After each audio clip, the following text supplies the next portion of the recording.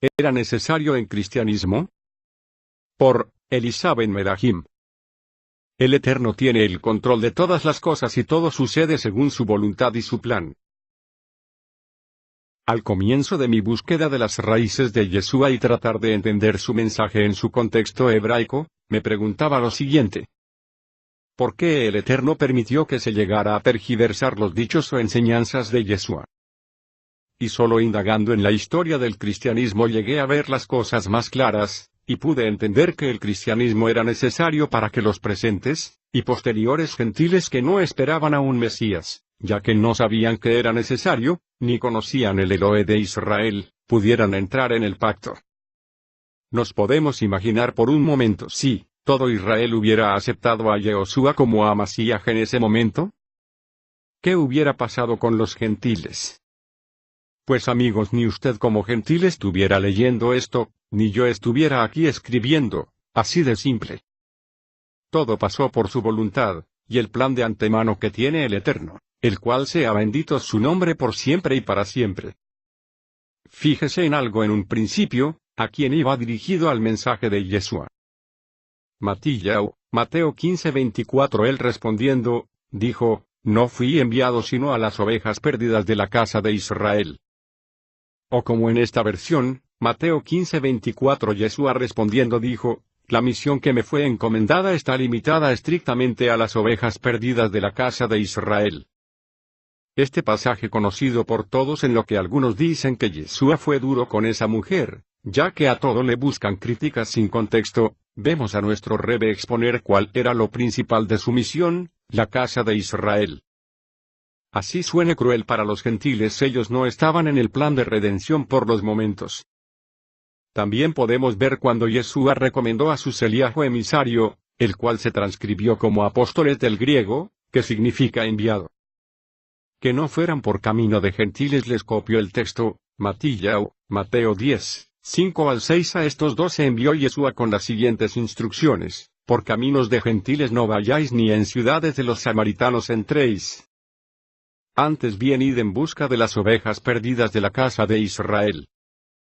Por lo tanto estábamos perdidos y sin esperanza, pero luego que el Eterno resucita a Yeshua, vemos a un Saúl, Pablo, que entra en escena por voluntad del Eterno, y vemos a Yeshua revelando cuál iba a ser su trabajo.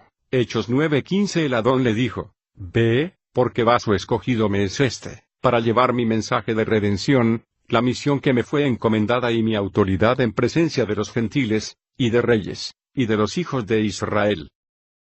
El Saliach Saúl, y que era un rabino, ya que la educación de Pablo a los pies de Gamaliel sugiere su preparación para ser rabino, fue enviado a los gentiles como todos conocemos. Es entonces cuando el mensaje de Yeshua como el Masías llega a los gentiles, el cual era impensable para los judíos creyentes de Yeshua de la época, como lo podemos ver en este pasaje de Kefas, Pedro.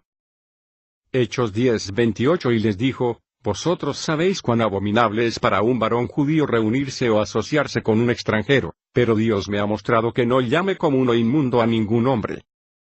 Pero ¿qué pasa luego? Vemos al mismo Saliach Saúl dar su alerta al respecto, Hechos 20:29-30. Porque yo sé que después de mi partida entrarán en medio de vosotros lobos rapaces, que no perdonarán al rebaño.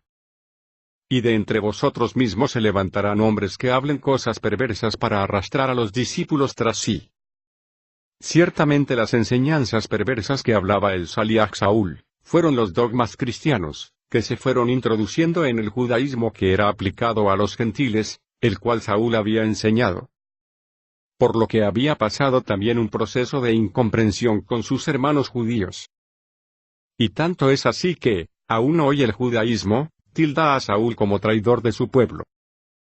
Claro está, el cristianismo reforzó la idea que Saúl había abandonado su judaísmo, llevando al Saliach Saúl, de un rabino judío, a un filósofo griego, extendiendo aún más la brecha de Saúl con su pueblo. ¿Pero por qué tenía que ser de esa manera? ¿Y no con el mensaje original de Yeshua? Para responder esa pregunta, no debemos olvidar que vivir dentro de una cultura monoteísta, un solo Dios, a diferencia de una cultura politeísta, varios dioses, creó una tensión entre estos dos mundos donde se desarrolló el judaísmo primero, y el cristianismo histórico después. En otras palabras, el judaísmo es el resultado de un ambiente monoteísta, el cristianismo es el resultado de un ambiente politeísta. Si no se hubiera agregado las ideas filosóficas de Platón en las enseñanzas de Yeshua, es posible que no hubiera sobrevivido hasta nosotros hoy, como es conocida, tergiversada pero conocida, ya que el mundo gentil, el monoteísmo no formaba parte de su entorno cultural. Además, no debemos olvidar que los líderes cristianos a partir del segundo siglo pensaron que al momento que Roma viera que el cristianismo era una amenaza imperial, sus días estaban contados. Por lo tanto, ¿cuál fue la decisión de los líderes cristianos a partir del segundo siglo? Todo lo que oliera a judaísmo tendría que ser rechazado para evitar echarse a Roma encima. No olviden que hubo una confrontación muy grande entre Roma y Jerusalén y de hecho desde el año 66 hasta el año 73 después del Mesías, con la caída de Masada y la destrucción del segundo templo, se libró una sangrienta batalla entre Roma y Jerusalén. Para colmo, en la segunda revuelta que tuvo lugar 60 años más tarde entre los años 132 al 135 después de Masías, toda posibilidad de reconciliación entre romanos y judíos quedó eliminado. Y estos hechos políticos serios y graves completaron el escenario para la actuación de los nuevos líderes cristianos gentiles. Ellos, los líderes cristianos de ese momento, consideraban un genocidio cualquier acercamiento al judaísmo dentro del cristianismo. ¿Cuál fue la decisión de ellos en ese contexto? Tratar por todos los medios de convencer a Roma de que el cristianismo no tenía nada que ver con el judaísmo, que el cristianismo no tenía nada que ver con Jerusalén y los judíos, y eran total y completamente diferentes. Trataron de convencer a Roma de que el cristianismo representaba una oportunidad para que el imperio gozara de una religión más apta para sus sueños de dominio mundial. Un destacado historiador cristiano bautista, el Dr. Marcos Antonio Ramos, nos dice lo siguiente en su libro Historia de las Religiones: surgieron apologistas o defensores del cristianismo como Justino Mártir y Atenágoras, que trataron de defender intelectualmente la nueva fe, usando argumentos filosóficos aceptados por Grecia y Roma, y el lenguaje de la filosofía. Se preocuparon en demostrar a sus contemporáneos, incluidos los gobernantes, que el cristianismo no era una secta judía o una religión más, sino la Iglesia universal o católica que absorbía otros elementos culturales según se iba desarrollando. Una de las acusaciones que le hacían los sacerdotes paganos del Imperio Romano a los cristianos era la de ignorancia intelectual.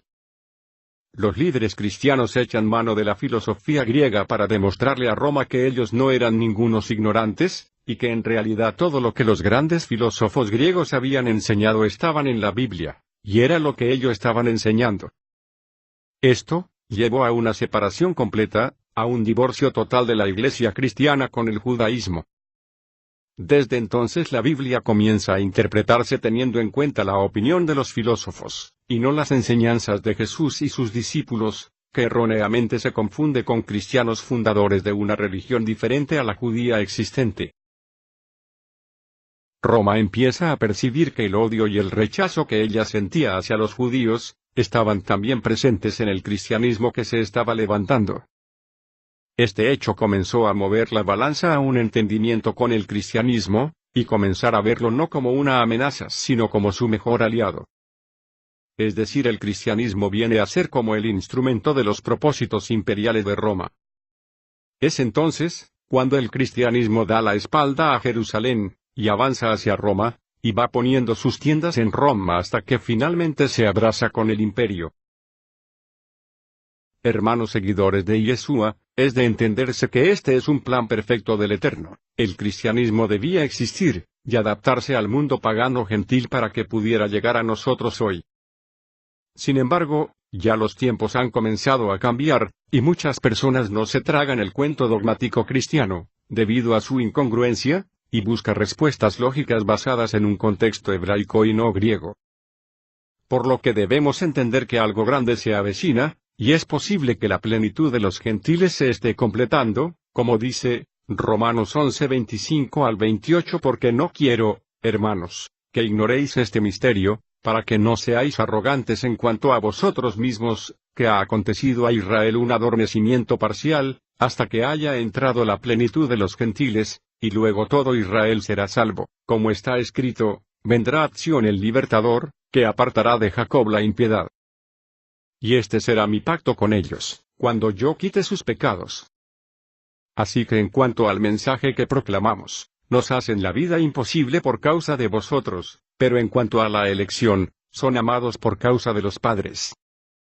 Y también dice, Romanos 11:29 al 34, porque irrevocables son los dones y el llamamiento de Elohim. Pues como vosotros también en otro tiempo erais desobedientes a Elohim, pero ahora habéis alcanzado misericordia por la desobediencia de ellos, así también estos ahora han sido desobedientes, para que por la misericordia concedida a vosotros, ellos también alcancen misericordia. Porque Elohim sujetó a todos en desobediencia, para tener misericordia de todos. Oh profundidad de la riqueza, sabiduría y conocimiento de Elohim. Cuán insondables son sus juicios, e inescrutables sus caminos. Porque, ¿quién entendió la mente de Hasem? ¿O quién fue su consejero? Como vemos, el cristianismo fue necesario. Pero, damos gracias al Eterno porque nos ha permitido tener comezón de oído, y buscar las raíces hebreas de su Masíaj. Sé que todavía nos falta mucho por recorrer en la mejor comprensión del Creador. Es por ello que rogamos por la ayuda del Shaddai, el único Eloá, para él sea la gloria por los siglos de los siglos. Amén. Que el Salón del Eterno, y las correctas enseñanzas del Masíaj repose sobre nosotros. Shalom Alejem.